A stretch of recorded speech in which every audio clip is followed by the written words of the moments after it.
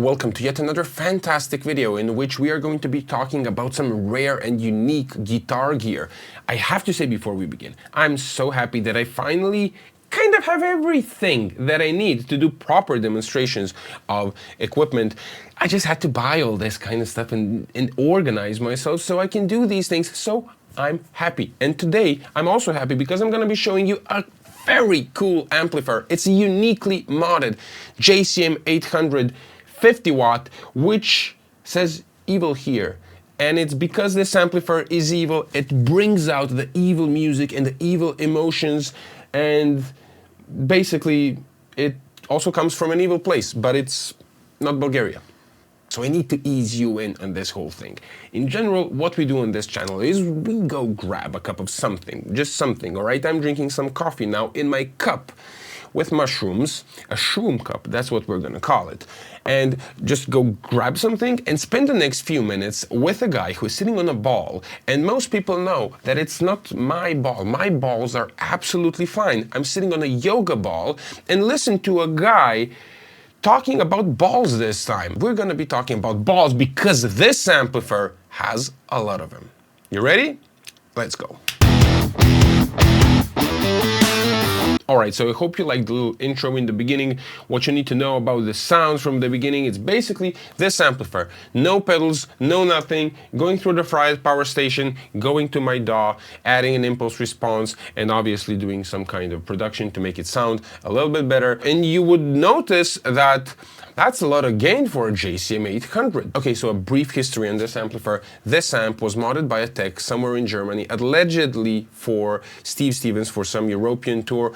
I don't know, I cannot confirm this stuff, but basically that's all I know about this amplifier. So I will need you guys to comment down below when you hear about these mods and all that stuff, if you had an opportunity to see something that was similar to this. But basically it's a completely different school of mods compared to the American school of, like, you know, the Jose mods and adding additional gain stages and diodes. This amplifier has a whole shit ton of gain without adding additional gain stages. Now, how do you do that? Normally you would need an additional gain stage to get more gain, and what people do usually is they convert the cathode follower into an additional common cathode gain stage, and this is for the mod guys, alright? So skip ahead if you don't want to hear about this bullshit, but basically this amplifier has been modded in the preamp section to get a lot of gain. The power section is pretty much exactly like a 50 should be stock. Now, speaking of all these mods, I will be having some details on this amplifier on the tech pages on my Slightly Technical Academy, which you can find at slightlytechnicalacademy.com. Go visit there and you'll find the tech pages. Just give me a few weeks to finish this and you will find details about this kind of mod and what you can do with this style if you're interested in modding your amplifier to sound just like this one. And also, I also have a really great pack of ToneX profiles of this amplifier on my website, and there's also a free profile that you can get over there. So go to the Slightly Technical Academy, and if you like the profiles, get the profiles, or if you need the tech pages, get the fucking tech pages. Oh, and by the way, please like the video if you like it, and subscribe to the channel, because that makes me, I want to say horny, but it doesn't make me horny, it makes me happy. I'm not a pervert.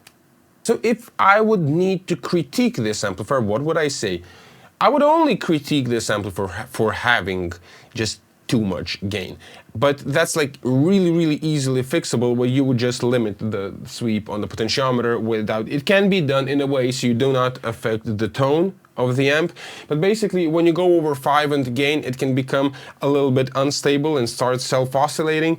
It just as it is, so you would just use the gain sort of like lower, right? But even the lower gain settings just have a whole shit ton of gain. And now I'm finally going to finish talking and I'm gonna go grab my guitar and set up the amplifier, and we're just gonna hear how it sounds and how all the controls respond, because that's what you wanna hear, right? Quickly before we begin, I need to express my huge gratitude to the person who lent me this amplifier. He is the rightful owner of the amplifier and the frontman of this fantastic band, of which you will find more in the description. And I want to say that this amplifier is a workhorse. This amplifier is actually played live on gigs in studios. It's played loud, and I just happen to be the blessed person to sometimes apply some maintenance and love to it. So basically what I'm trying to say is that this amplifier is being used exactly the way how amplifiers like this should be used. Cranked and hammering.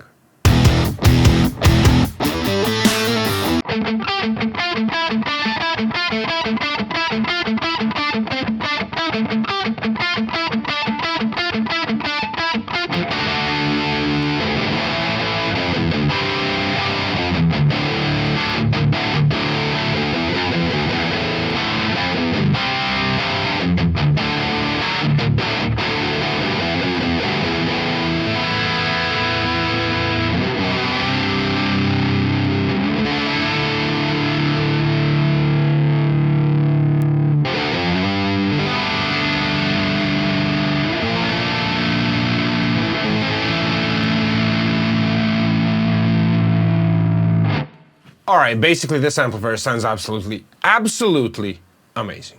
Alright, so let's try to unsuccessfully dial in a clean sound. So what we are using here is a PRS 513, currently in the humbucker mode, and I will be setting the preamp level, or the gain, at 0. So if we move it all the way to 1, let's hear when we're getting some signal in. Alright.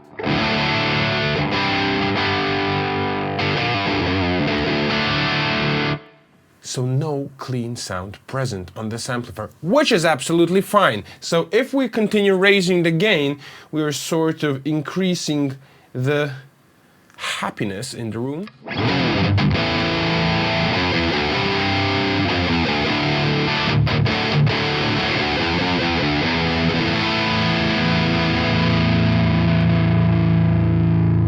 And if we push the gain a little bit further, we are sort of going to get in that zone where I said it's sort of start self-oscillating. Plus, due to the proximity of the guitar and the amplifier, I cannot really crank it that much.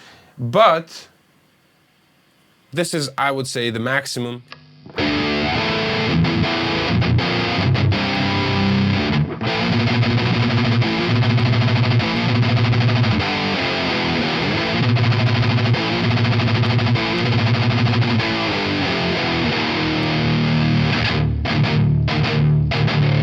It's on the edge of oscillation, so I like to bring it down a little bit here. Let's say between 9 and 10 o'clock with this guitar works absolutely fine for me. Now, I want to speak about the equalizer a little bit. Basically, the equalizer, there are two things happening here. When you have a lot of gain in an amplifier, then the equalizer sort of works better. You can hear more stuff happening, because a lot of people know that Marshall plexis, you can sort of like turn the knobs, but not much happens. Obviously something happens. I'm sure a lot of you hear everything what's happening. For sure something happens, but here the equalizer is very, very responsive. So that was the first thing. Second thing is, since we don't have a cathode follower, the equalizer also works a little bit different, and it's really hard to describe in words, but whoever tried an amplifier with and without, you can sort of figure out what the difference is. But let me just sweep the mids for you. Treble.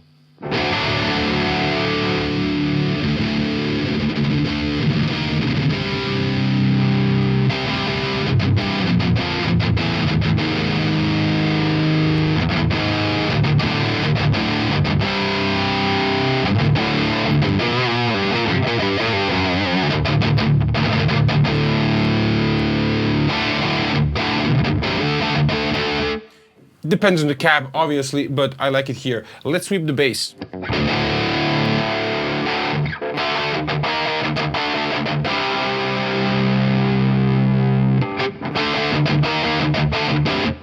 I hate noodling.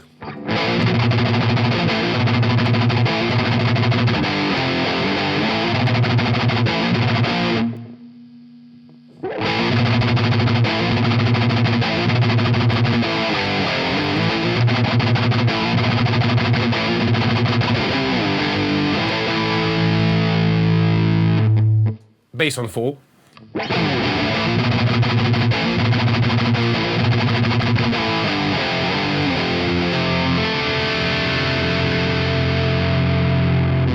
I mean, it's a 50-watt Marshall. Does it chug? It chugs. It's a rock amp, but you will not get that, like, huge low end that you would expect on some other amplifiers. It doesn't need one.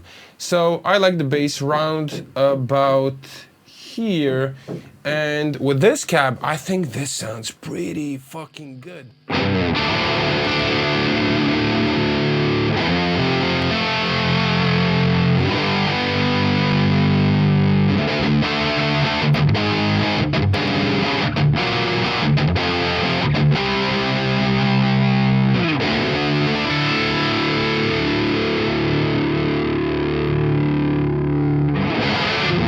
Now I know a lot of you would like to hear this amplifier boosted, so I just have chosen the BB preamp for the application of boosting this time, even though I would say that this amplifier doesn't really require boosting, as the voicing of the amplifier is just perfect for like guitar cable, but let's see what happens.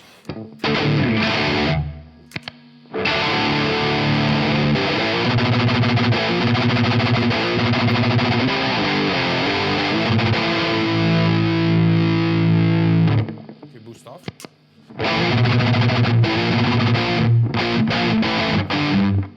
Boost on.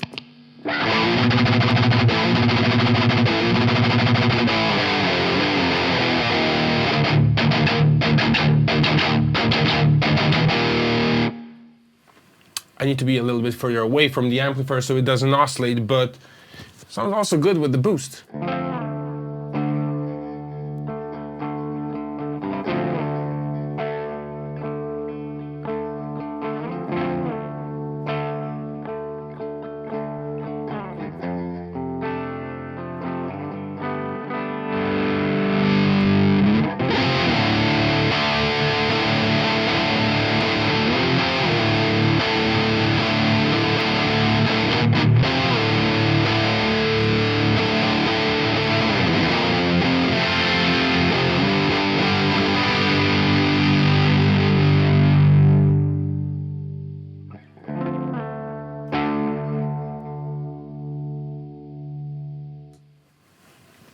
Kicks ass.